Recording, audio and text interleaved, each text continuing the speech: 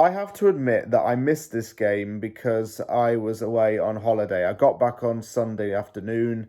I've been away for 2 nights, I think it was, and I spent a lot of the time going on walks, looking at waterfalls, hiking, and exploring Whistler in British Columbia. Um, I have to say it was worth missing this game for because of the scenery and just being outdoors. I got real big step count out of it, so to speak. I think I did like 20,000 steps or something on the Friday. But on that same day, West Ham was playing Luton. I had said excitement for watching West Ham play Luton. I couldn't do it because I had no signal in the mountains, but because of the stunning views, it made up for me not watching this game.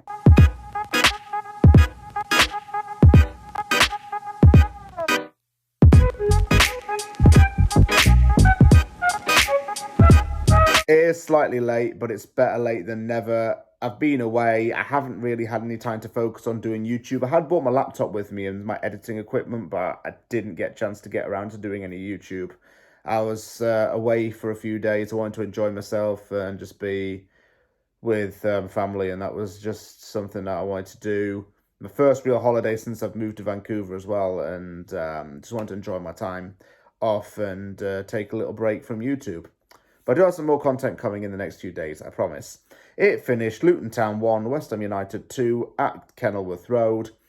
West Ham has 3 wins in a row and goes into the international break in the top 4, meaning that it goes into the games rather, against Manchester City and Liverpool in an early title race charge kind of thing, if you think about it. But anyway, that's just me being wishful thinking in a way, because West Ham got the 3 points, but there is still room for improvement. Yeah, it's a good win. Could it have been by a lot more? Of course. Were Luton denied a penalty? Maybe. 2-1 win, still very good though. And for Luton, it seems like life in the Premier League is becoming quite difficult for them. They're yet to record a victory. I don't even think they've recorded a point yet in the Prem. And it's certainly kind of worrying early on. I know we're, 4 games in, but it's still kind of worrying for them. For us, though, 3 wins on the bounce. This is incredible stuff. And I'm really impressed with how the team's showing a lot of determination and commitment to get these wins. I'll go through the starting lineups. Areola in goal, Sofal, Emerson against the fullbacks, Zuma and Aguerd in defence, Ward-Prowse and Alvarez in the middle, Bowen, Benrahma, Paquetá and Antonio.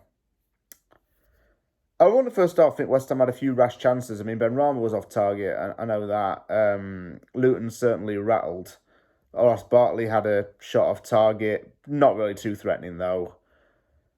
Goal came through a really well-worked cross from Paquetá, got the space in there. Bowen heads it at Luton's goalkeeper and he parries it kind of into net, like pushes it into the net. He's lucky he didn't get classed as an own goal, but I don't think it would have at the same time. Bowen gets his 3rd of the season, and he really is in excellent form right now. He's exactly in the form we needed him to be in from the continuation of last season. Because there were some doubts over him last season at times.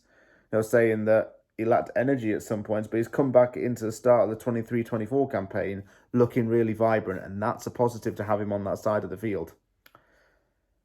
My one criticism still was of Benrahma. I think he did seem to work quite a bit, but it's his finishing and his shooting that lets him down. And that's why Kudus has come in. If Kudus can come in and make us a little bit more controlled and a little bit more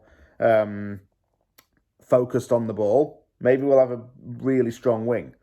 Kudus apparently signed for West Ham because he was promised that he'd play alongside Paquetá. That can happen, and I want it to happen in a way. I thought Alvarez was just absolutely fantastic throughout the whole game. Absolutely sensational. Just the way he dispossessed and kept like a laser focus on every Luton player who had the ball. Every single time a Luton player got the ball, he was on that man. He was on that man, getting it off him. And Emerson had a goal disallowed for an offside, and that was a bit of a blow because he took it really well for the first-time shot from deep inside the box. Gutted it didn't count. Set-piece FC was back. James Ward-Prowse crossed in from a corner. Zuma headed it in. Luton's keeper didn't react. It came off the post into the net, 2-0. Zuma, again, I said it in the last video, he's showing some really good leadership qualities in that defence. We knew that he had that commanding ability in the defence, but he's showing his leadership skills now in the team. And he says he's very grateful for it in interviews as well. Luton got a consolation goal back through Mads Anderson. That was in stoppage time. It finished 2-1 to West Ham. Still a lot of room for improvement, I feel. Well, we can improve still. Some parts need polishing a little bit more. It was nice to see Kudus come on in the 90th minute because he made one clearance and won one aerial challenge in the short time that he was on there. I can see him actually eventually moulding into a starter in this team, but at the same time, something within me has this fear that he'll end up being washed up on the bench all the time. At the minute, he's got to work to get a starting place in the team. I get that. I think he might get it if Benrahma's form ends up slipping up. But Kudus is certainly going to be very talented for us. Him and Bowen on the wings with Paquetá getting ball speed with Antonio with the physicality in the box. This is the way forward, people. At the same time, we are one Antonio injury away from Danny Ings permanently starting, and then we're going to be really, really Charlie Ollocked at that point. But we're going into the international break with 10 points from our opening 4 games. Great. In a really good mood. And the fixture list scared me at first, but we've gone through it, and look where we are right now. I would never have believed you if you'd have told me that at the start of the season we'd be in the top 4 come the international break. But here we are. Happy days.